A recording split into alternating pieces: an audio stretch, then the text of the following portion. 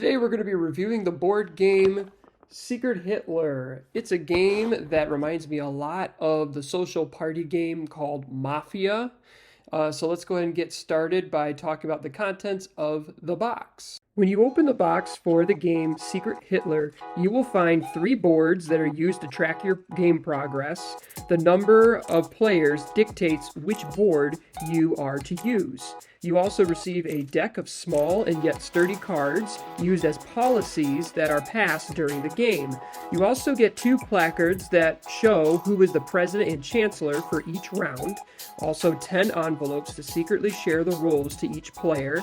And finally, a deck of ballot cards used to anonymously vote throughout the game. So let's go ahead and get into the gameplay here. First, I want to remind you that this is a review and not a walkthrough video, so I'll only talk about the main mechanics of the game. So each player is either a fascist or a liberal. The goal is to pass either fascist or liberal policies before the other team does the same thing.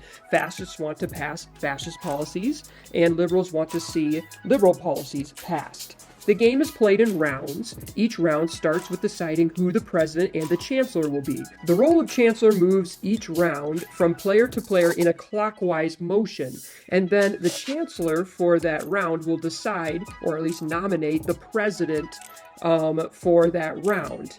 After they nominate, the table will then vote on the president. If the vote passes, then that person becomes president. If the table fails to elect a president, then the government collapses and a random policy is enacted. The random policy could be fascist or liberal. Usually neither side wants to risk random chance benefiting the other side. So most of the time people talk it out before they bring it to a vote on who would be president for the round. But ultimately it is the chancellor's call. Once the chancellor and the president are decided, we then move to having the chancellor draw 3 policy cards. They will choose 2 of the cards and secretly discard the 3rd one. Next, those 2 cards that were chosen are given to the president, and the president will secretly choose one of those cards and secretly discard the other card into the discard pile. Once they've chosen their card, they then reveal it to the whole table as the new policy that is enacted.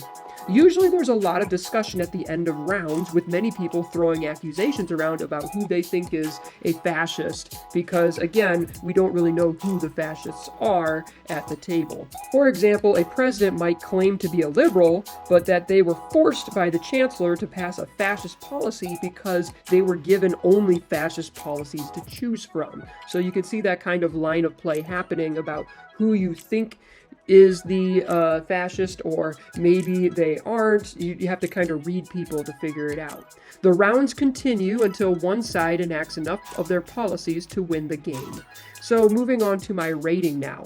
I would rate this game a 5 out of 5. If you really enjoy trying to figure out the secret rules of other players and reading people's body language, then this would be a great game for you. In some ways, I think this game is better than Mafia because it gives the players a lot of things to do during the game and doesn't eliminate players from the game quickly like in Mafia.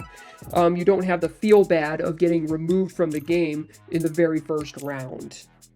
Now, you do need to have a chatty group to play this game with, because it can get awkward if everyone is just going through the mechanics of the game and not really socializing or talking things through and trying to figure out who is who. You don't want a game of silent Secret Hitler. That is not a fun game to play. You want a play group of people who are going to talk, who are going to make accusations, who are going to get conversations started throughout the game.